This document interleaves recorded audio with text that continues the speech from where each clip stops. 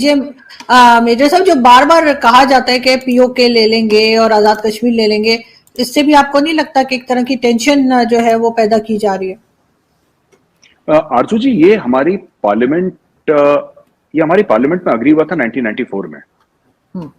तो अगर राजनाथ सिंह जी बोले कि हम पीओके ले लेंगे, वो एक बात रिपीट कर रहे हैं। ये हमारी पार्लियामेंट में ये पास हुआ था। ये पार्लियामेंट की एक अंडरस्टैंडिंग है हमारी। इट इज ऑन रिकॉर्ड्स, आप जाके इंटरनेट पे चेक कर सकती हैं। ये कोई पाकिस्तान को बुरा भला कहने के लिए, पाकिस्तानियों को बुरी बात कहने के लिए, या कुछ ऐसी जिसको जारियत की बात है, इसके लिए नहीं कहा गया है। ये डॉक्यूमेंट है, और हमारी पार्लियामेंट का डॉक्यूमेंट। हमारे यहाँ ऐसा कभी नहीं हुआ, क्योंकि हमारे यहाँ कोई मिलिट्री डिक्टेटर नहीं है। तो हमारे यहाँ जो भी चीज होती है वो सर्वसहमति से होती है, यानी कि सब लोग मिलजुल के उसके ऊपर 10 साल बहस करेंगे। 10 साल बहस करेंगे, एक दूसरे को दाएं बाएं कहेंगे, लेकिन उसके बाद आरजू जी वो जो निकल के आता है ना, फिर उसमें सब साइन ऑफ करते हैं। सारी पॉलिटिकल पार्टीज, कांग्रेस हो, बीजेपी हो, कोई ऐसी पॉलिटिकल पार्टी नहीं है भारत में जो ये कहती है कि हमें ऐसा नहीं करना। ये भारत का एक ऑफिशियल स्टैंड है। ये कोई जिसको कहते हैं जाहिरियत वाली बात नहीं है कि हम अटैक कर देंगे और हम नस्ते नाबूद कर, जैसे लोग फिल्मी स्टाइल में कभी कभी दाग देते हैं, टेलीविजन पे गोलियां हवाई फायर कर देते हैं। ये वो बात नहीं है। ये हमारे पार्लियामेंट में है, ये हमारे पार्लियामेंट में लिखा गया है, वहां पे है अवेलेबल। लेकिन अगर मैं चौधरी साहब, जैसे आपने मेजर साहब की बात सुनी, लेकिन बार बार ये भी कहा जाता है कि पाकिस्तान की तरफ से जो है वो कश्मीर में जाया जा रहा है, या यहाँ से लोग जो है जबरदस्ती इंडियन साइड कश्मीर में जा रहे हैं। ये बात कहाँ तक सही है, और कहाँ तक ये कहा जाता है कि सपोर्ट कर रही है, स्टेट सपोर्ट कर रही है ऐसे लोगों को, तो उससे और हालात खराब नहीं होते हुए नजर आते आपको? देखें आरजू, मेजर साहब कह रहे थे कि इमरान खान का, मैं आपको बताऊं, इमरान खान ने जब इलेक्शन जीता, इमरान खान ने पांच इंडिविजुअल जो दोस्त थे उनको इनवाइट किया। कपिल देव को, सुनील गावस्कर को, आमिर खान को, नवजोत सिद्धू को और विक्रम मेहता को। मैं वो शख्स हूँ मैंने और फैसल जावेद ने कोऑर्डिनेट किया और इनसे रब्ता किया। कपिल देव आना चाह रहा था, सुनील गावस्कर आना चाह रहा था, आमिर खान ने जवाब नहीं दिया था कॉल का, सिद्धू आना चाह रहा था। हुआ क्या कि उसके इमरान खान के जो ओथ सेरेमनी थी उसमें सिर्फ सिद्धू आ सका, और बाकी दोनों हैं जो वो कपिल देव भी बाद में उसने फोन उठाना छोड़ दिया। बाद में जिस एक और हमारा दोस्त है जो लंदन में है, उसके थ्रू ये पता चला है जी कि गवर्नमेंट ने उन्हें कहा है जी कि आप लोग नहीं जाएंगे। ये मैं मेजर साहब की इंफॉर्मेशन के लिए इसलिए बता रहा हूँ कि जिस चीज़ का मैं खुद विटनेस हूँ कि ओथ टेकिंग सेरेमनी पे उसके बाद इमरान खान की आप पहली स्पीच देख लें। इमरान खान ने ये कहा था कि हम हिंदुस्तान के साथ बेहतर तलाक़ात चाहते हैं, हम अच्छे मसाई की तरह रहना चाहते हैं, आप एक कदम उठाएंगे, हम 2 उठाएंगे बेहतरी की तरफ जाने के लिए, और ये कश्मीर का मसला रिजोल्व करना पड़ेगा। मैं फिर ये कह रहा हूँ, जैसे मेजर साहब कह रहे हैं कि उनकी पार्लियामेंट कह रही है, उनकी पार्टी का ये मंशूर था, मैं इनकी सारी बातें मानता हूँ, मगर नफरत उसी सूरत में ख़त्म होगी जब बुनियादी हकूक पे आप आएंगे। मेजर साहब अपनी तरफ से बहुत सी आर्ग्यूमेंट इस पे दे सकते हैं, मैं अपनी तरफ से दे सकता हूँ, मगर इस मसले का रिजोल्व तभी होगा जब वहाँ पे, जब आप कह रही हैं जी कि वो क्रॉस बॉर्डर टेररिज्म, सच्ची बात है आरजू के 1978-9 से, जब से रशिया पहले अफगानिस्तान में आया, उसके बाद रशियंस डिफीट हुए चले गए, उसके बाद अमेरिकन आए, पाकिस्तान के खित्ते को, पाकिस्तान के मुल्क को नुकसान पहुंचाने के लिए, चाहे वो अमेरिका था चाहे हिंदुस्तान था, इन्होंने बहुत कोशिश की है, जिसमें बहुत से एविडेंसेस हैं, मीडिया के एविडेंसेस हैं कि चैलेंज कहते रहे जी कि हम बलूचिस्तान को तोड़ लेंगे। मेजर साहब को खुद अल्फाज है जी कि बलूचिस्तान में मेरे बंदे अभी काम कर रहे हैं, कल ये चीज़ होने वाली है, होती भी रही है। हकीकतन ये वो सब चीज़ें हैं कि जो पॉइंट स्कोरिंग के लिए। देखें, मैं फिर ये कह रहा हूँ कि मुझे मेजर साहब से कोई नफरत नहीं है, ये इनका हिंदुस्तान में बैठे हुए एक अपना मौक़िफ़ है, वो जो चाहे वो नफरत का है जो भी है, ये मुझसे अभी 5-6 हज़ार मील दूर बैठे हुए, मुझे कोई राइट नहीं बनता कि अगर हम दोनों आपके प्रोग्राम में कि मैं कोई भी अब्यूजिव लफ्ज़ इस्तेमाल करूं या इन्हें बुरा भला कहूं, कि हम दोनों की ज्यूरिस्डिक्शन मुख्तलिफ है, ना हम कानूनी एक दूसरे के खिलाफ कुछ कर सकते हैं, ना फिजिकल कर सकते। तो हमें चाहिए कि जब कम से कम इंसानियत का हमारा दायरा है उससे हम बाहर ना जाए। जो कह रहे थे कि इमरान खान ने गालियां दी, सच्ची बात है नहीं। मैं इस वजह से ये कह रहा हूँ कि आप देख लें कि इमरान खान हुकूमत में आया 2 महीने के बाद वो आपका जो कश्मीर में वाकया हुआ था वो हो गया, क्या नाम है उसका, जहाँ पे 40 फौजी मारे गए थे। अच्छा, फिर पुलवामा हुआ क्या कि हिंदुस्तान ने जब ये कहना शुरू कर दिया जी कि हम सर्जिकल स्ट्राइक करेंगे, ये सर्जिकल स्ट्राइक उस वक्त की नहीं है। अगर आप 5 साल पहले चले जाएं तो जब ये सामा बिन लादेन वाला वाकया हुआ था तो उसके बाद पाकिस्तान पे प्रेशर आना शुरू हो गया था कि हिंदुस्तान अगर एक आध सर्जिकल स्ट्राइक कर लेगा तो क्या फर्क पड़ जाएगा, जिसमें मुशर्रफ ने कहा था ओवर माई डेड बॉडी। देखिए, मसाए होने की निस्बत से हमें ये ख्वाहिश नहीं होनी चाहिए जी कि हम दूसरे पे एक जाली, ये हम पे या हम इन पे कोई भी जाली सी चीज लें। तो इमरान खान ने कैटेगोरिकली कहा था कि आप ये ना करें, अगर आपने ये जो सर्जिकल स्ट्राइक कह रहे हैं अगर की तो विल रिएक्ट, हम इसका जवाब देंगे और इसको लाइट ना लें। आपके सामने फिर दूसरे दिन उन्होंने वो स्ट्राइक की, उसका जवाब मिला। ये सब टिट फॉर टैट था। जब मोदी साहब का तल्ला क्या, मोदी साहब हर जलसे में ये कहते थे कि हम इनको सबक सिखाएंगे, हम सर्जिकल स्ट्राइक के जरिए हमने फलां जगह पे 300 बंदे मार दिए, फलां जगह पे हमने इतने मार दिए। और वो प्रैक्टिकल चीजें नहीं थी, वो मीडिया पे अगर मैं कहता हूँ ना कि अगर मीडिया पे हम एक चीज कर रहे हैं, और हकीकतन इमरान खान के ये जो 3 साल 3.5 साल गुजरे हैं हुकूमत के, हमने कोई चीज ऐसी हुकूमत हिंदुस्तान के खिलाफ ना कोई ऐसा ववेला किया है।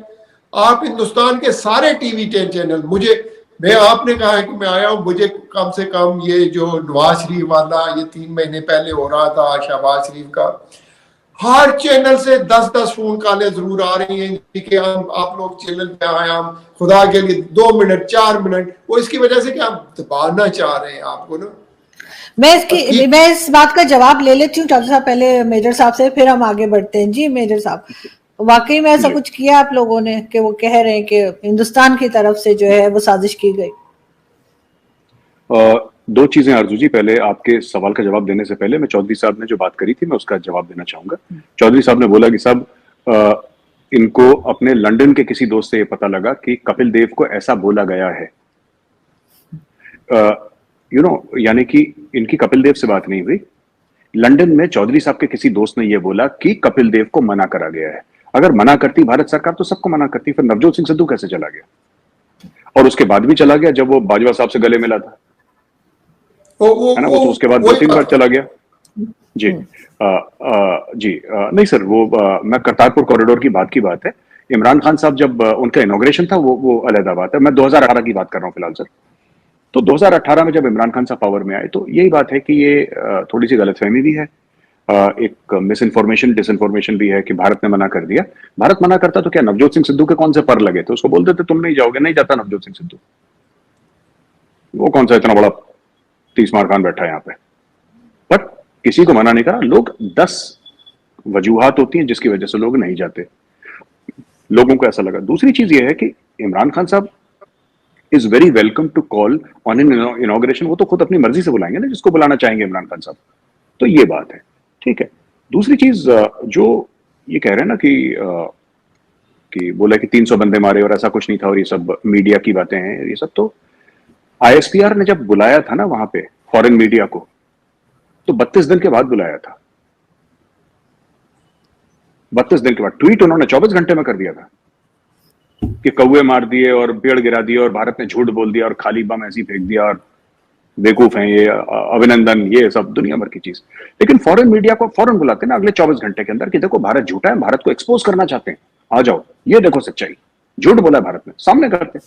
32 दिन के बाद फॉरेन मीडिया वहां पे गया, जंगलों में चल के गए वहां पे, और फिर वो तो ठीक है, that is open to interpretation. Bharat ने करा नहीं करा फिर ये बहस हो सकती है ना। अच्छा, आपका सवाल आरजू जी, जो आप, मैं माफी चाहूंगा एक बार जरा आप दोबारा पूछ लीजिए सवाल, आपने क्या पूछा था मुझसे? नहीं, मैं आपसे यही कह रही थी कि चौधरी साहब जैसे कह रहे हैं कि भारत ने साजिश की पाकिस्तान में, तो क्या उसके ऊपर ही मैं पूछ रही थी कि क्या वाकई में ऐसा कुछ हुआ है कि कुछ गड़बड़ भारत की तरफ से पाकिस्तान में की गई? आरजू जी, दुश्मन का काम होता है साजिश करना। हम चाहते हैं कि पाकिस्तान हमारे खिलाफ करे, हम आप देखिए, और साजिश के लिए एक ज़हीन दिमाग चाहिए। कोई बेवकूफ आदमी साजिश थोड़ा ना करेगा, साजिश के लिए दिमाग चाहिए।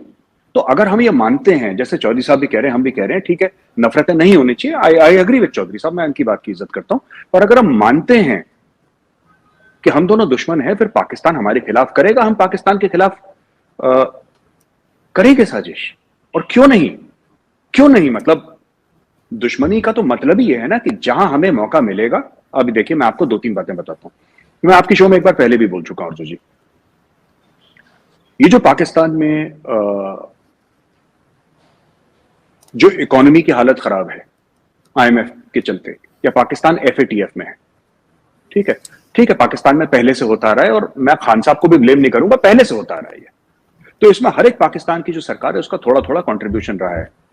इसमें खान साहब का भी रहा है, नवाज शरीफ का भी रहा है, जरदारी का भी रहा है, शहबाज का, सबका। और मुशर्रफ टाइम पे थोड़ा सा स्टेबल मामला था, क्योंकि वहां से डॉलर आ रहे थे, क्योंकि वॉर ऑन टेरर चल रहा था।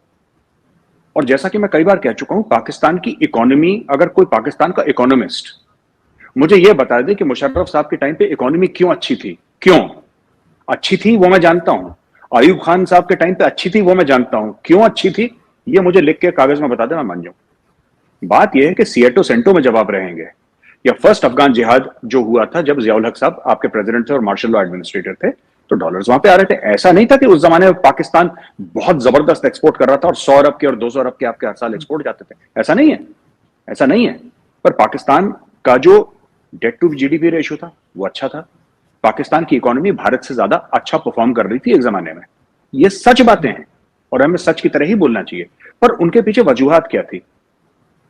अगर स्ट्रक्चरली एफिशिएंट होती पाकिस्तान की इकोनॉमी, तो आज की तारीख में पाकिस्तान को यह नहीं देखना पड़ता। हाँ ठीक है, करप्शन है, मिसमैनेजमेंट है, ये सब है। ये एक बात बताऊं, पाकिस्तानी अक्सर कहते हैं ना हमारे मुल्क में करप्शन है, क्या इंडिया में नहीं है करप्शन? इंडिया में नहीं है करप्शन, चाइना में नहीं है करप्शन, अमेरिका में नहीं है करप्शन, पाकिस्तान में तो पैसे ही बहुत थोड़े हैं, करप्शन कितना होगा? अच्छा, एक और चीज लोग कहते हैं कि नवाज शरीफ ने इंडिया में इन्वेस्टमेंट करी, इसलिए साहब नवाज शरीफ बड़े अच्छे दोस्त हैं। वो बेचारे के पास पैसा ही नहीं है कुछ, उसके पास 3-4-5 अरब डॉलर हैं, उसी को पता नहीं क्या समझते हैं कि पता नहीं कौन से सुरखाब के पर उसके पास आ गए। यहाँ पे तो 50-50-100 अरब डॉलर की इन्वेस्टमेंट हो रही, तब कोई नहीं पूछ रहा। दोस्तों, स्वागत है आपका इंडिया वेब न्यूज में और आपके साथ मैं हूं निधि शर्मा। वीडियो आपने देखी, मेजर गौरव आर्य का कहना है कि पीओके भारत का हिस्सा है, इस पर वो दावा कर रहे हैं। मेजर गौरव आर्य की बातें खोखली नहीं है, ये बात संसद में खुद गृह मंत्री अमित शाह ने भी कही है। अमित शाह ने कहा कि जम्मू कश्मीर भारत का अभिन्न अंग है। उन्होंने संसद में कहा, जब भी मैं जम्मू कश्मीर कहता हूं तो पाकिस्तान अधिकृत कश्मीर और अक्साई चीन भी इसके अंदर आता है। हम इसके लिए जान दे देंगे। अमित शाह ने आगे कहा था, जल्द ही पीओके हासिल कर लेंगे। इतना ही नहीं दोस्तों, पीओके भारत का हिस्सा है। ये वैधानिक तौर पर ये हिस्सा भारत का ही है, जिस पर पाकिस्तान ने 70 सालों से कहीं ज्यादा समय से अवैध तौर पर कब्जा कर रखा है। अब इस पर रक्षा मंत्री राजनाथ सिंह ने भी हाल ही में कारगिल विजय दिवस के उपलक्ष्य में एक आयोजित कार्यक्रम के दौरान कहा कि शिव स्वरूप जम्मू कश्मीर के इस तरफ और पीओके की तरफ शक्ति स्वरूप शारदा है। ये कैसे हो सकता है? पाकिस्तान के कब्जे वाले जम्मू कश्मीर पीओके के हिस्से को फिर से हासिल करने की वकालत करते हुए राजनाथ सिंह ने कहा कि ये भारत का हिस्सा है और इस देश का हिस्सा बना रहेगा। और उन्होंने भी जल्द ही पीओके को हासिल करने की बात कही है। जो पीओके के लोग हैं, उनका भी मन बदल रहा है। वो लोग अब विरोध कर रहे हैं वहां रहकर पीओके भारत से जल्द ही मिल जाए, इसके लिए अब वो विरोध करने के लिए उतर गए हैं। वो विरोध इसलिए कर रहे हैं क्योंकि कश्मीर में अब बदलाव हो रहा है, वहाँ हर चीजें उपलब्ध हो रही हैं और पीओके में हर तरह की परेशानी से लोग जूझ रहे हैं। वहाँ सड़क खराब है, हर तरह की परेशानी वहाँ हो रही है। इसलिए पीओके के लोग भी यही चाहते हैं कि जल्द ही पीओके भारत से मिल जाए, जिससे वह भी डेवलपमेंट हो सके। तो दोस्तों, इंतजार है बस उस दिन का जिस दिन पीओके भारत में मिल जाएगा। तब तक के लिए आप हमारे साथ जुड़े रहिए और देखते रहिए इंडिया वेब न्यूज।